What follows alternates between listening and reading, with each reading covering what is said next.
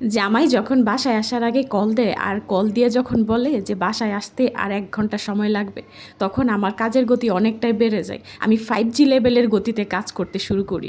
সারাদিন সংসারের কাজগুলো আলসেমি করে করলেও জামাইয়ের ফোন পেতেই আমি খুব দ্রুত আমার কাজগুলো সেরে ফেলি। মোট কথা হলো, জামাই বাসায় আসার আগে আমি সব কাজ শেষ করে একদম ফ্রেশ হয়ে থাকবো। মানে কেন জানি না, আমার সংসার জীবনের শুরু থেকেই আমার এই অভ্যাসটা।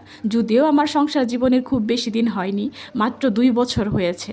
আর কিভাবে যে এই 2টা বছর কেটে গেল, সব কিছু ভাবলে স্বপ্নের মতোই লাগে। মনে হয় এই তো সেই দিন মাত্র বিয়েটা হলো, আর দেখতে দেখতে কিভাবে 2টা বছর হয়ে গেল। যাই হোক, যেহেতু আজকে আমার তাড়াহুড়ার রান্না, তাই চালটা ধুয়ে আগে ভাতটা বসিয়ে দিলাম। আর এখন সবজিগুলো কেটে নিব। অনেক দিন ধরে দুন্দল দিয়ে মাছের ঝোল খেতে খুব ইচ্ছে করছিল, তাই আজকে দুন্দল কিনে নিয়ে আসলাম। যদিও ঢাকা দুন্দল কিনে খেতে হচ্ছে, অবশ্য শুধু দুন্দলই বা কেন, সব ধরনের সবজি তো কিনেই খেতে হয়। কিন্তু গ্রামের বাড়িতে কিন্তু সব কিনে খেতে হয় না, অনেক সবজি চাষ করা হয়। তো দেখা যায় গ্রামের বাড়িতে সবজিটা একটু কমই কিনে খাওয়া হয়। বাড়ির উঠোনে বা ঘরের আনাচে কানাচে যদি যে কোনো ধরনের সবজি চাষ করা হয়, দেখা যায় কম বেশি ভালোই সবজি হয়। আর দুন্দল গাছ একটা হলেই পুরা বাড়ি ছেয়ে যায়। দুন্দল গাছের বৃদ্ধিটা অনেক বেশি। আর একটা দুন্দল গাছে দুন্দল হয়ও অনেক বেশি। একটা দুন্দল গাছের দুন্দলেই বাড়ির সবাই খেয়েও শেষ করা যায় না, এত পরিমাণ দুন্দলেই হয়। দুন্দলের সাথে 2টা আলুও দিয়ে দিলাম, কারণ আমি যে কোনো মাছের ঝুলেই করি না কেন, আর যে সবজিই ব্যবহার করি সেটার সাথে অবশ্যই আলু থাকবেই থাকবে। আলু হচ্ছে আমার পছন্দের সবজির মধ্যে একটা। শুধু তো আর মাছের ঝোল করলে হবে না, তার সাথে ভাজি ভর্তা কিছু একটা করতে হবে। তাই পটল নিয়ে নিলাম, পটল ভাজি করব। আর পটলের উভয় পাশে এরকম ডোরা কাটা দাগ কেটে নিব, যাতে মশলাটা উভয় পাশে ঠিকমতো ঢুকতে পারে। যদিও পটল আমার একদমই পছন্দ না, কারণ পটল দিয়ে যখন তরকারিটা রান্না করা হয়, তখন পটলের বিচি যখন কামড়ে পড়ে তখন খুবই বাজে লাগে খেতে। কিন্তু আমার জামাই পটল খুবই পছন্দ করে, তাই মাঝে মধ্যেই পটলের তরকারি অথবা ভাজি করতে হয়। বিয়ের মধ্যে জামাই আর বউকে যেইভাবে বেশি বেশি করে হলুদ লাগায়, ঠিক তেমন করে লবণ আর হলুদ পটলের উভয় পাশে ভালো করে লাগাতে হবে। আর এটার সাথে আমি পাঁচফোড়নের গুঁড়াও দিয়েছি। পাঁচফোড়নের গুঁড়াটা দিলে স্মেলটা ভালো হয়, আর এটা খেতেও অনেক ভালো লাগে। আর এখানে আমার ভাতও প্রায় হয়েই গেছে, ভাতের বলক উঠে গেছে। এখন জাস্ট শুধু মাড় খুলবো। আমি মাড় গলানো ভাত খেতেই পছন্দ করি, কারণ ভাতটা এতে অনেক ঝরঝরা হয়। একটা ফ্রাই প্যানে তেল গরম করে এই পটলগুলো দিয়ে দিব।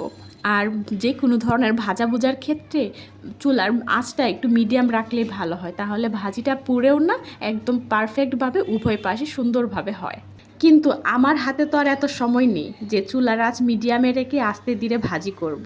তাই আমি চুলার আঁচ একদম ফুল দিয়ে খুব তাড়াতাড়ি উল্টে পাল্টে একদম ভাজিটা করে নিলাম। কারণ জামাই যদি আইসা দেখে এখনও আমি কিচেনে বসে আছি, রান্না বান্না করি, তখন এসেই জিজ্ঞাসা করবে, তুমি সারাদিন কি করছো, রান্না করার কি সময় পাও নাই, এতক্ষণে রান্নার সময়? তো আমি এত কথা শুনতে চাই না ভাই, কোনো ঝামেলায় জড়াইতে চাই না, তাই আগে আগে রান্নাটা করে ফেলতেছি। আমার বয়স শুনেই হয়তো বুঝতে পারছেন যে আমার বয়সটা অনেকটাই পরিবর্তন হয়ে গেছে ঠান্ডা জ্বরের কারণে।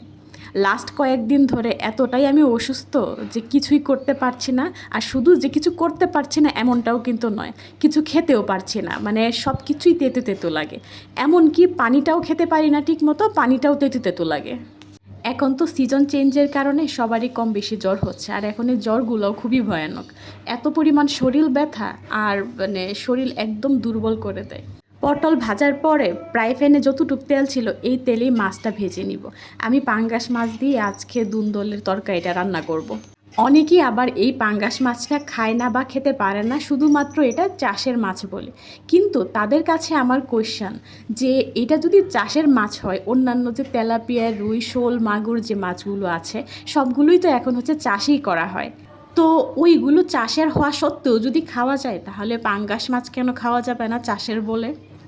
যাই হোক, এটা এক একজনের ব্যক্তিগত বিষয়, ওই বিষয়ে আমি নাই বলি। আর যেহেতু মাছগুলো আমার ভাজা হয়ে গেছে, তাই মাছগুলো এক সাইডে করে দিয়ে দিলাম একটু পেঁয়াজ বাটা।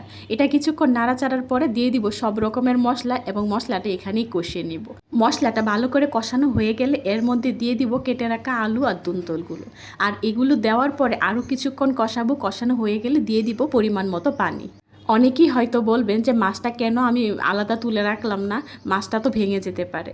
কিন্তু না বইনারা, মাছ ভাঙবে না, আমি সতর্কভাবেই নাড়াচাড়া করব। এত ধৈর্য আর সময় আমার হাতে নাই আলাদা করে মাছ তুলে রাখার মতো। এর মধ্যে আবার কলিং বেল বেজে উঠল। কি ভাবছেন জামাই এসে গেছে? না, জামাই আসেনি। পাশের ফ্ল্যাটের ভাবি আসছিল কয়েকটা কাঁচামরিচ নেওয়ার জন্য। ওনার বাসায় কাঁচামরিচ শেষ, তো আমার কাছে এসেছিল এই কাঁচামরিচ নেওয়ার জন্য। যাই হোক, জামাই বাসায় আসার আগেই কিন্তু আমার রান্নাটা কমপ্লিট করতে পেরেছি। দেখেন কত লোভনীয় হয়েছে আমার এই দুন্দল দিয়ে মাছের তরকারিটা।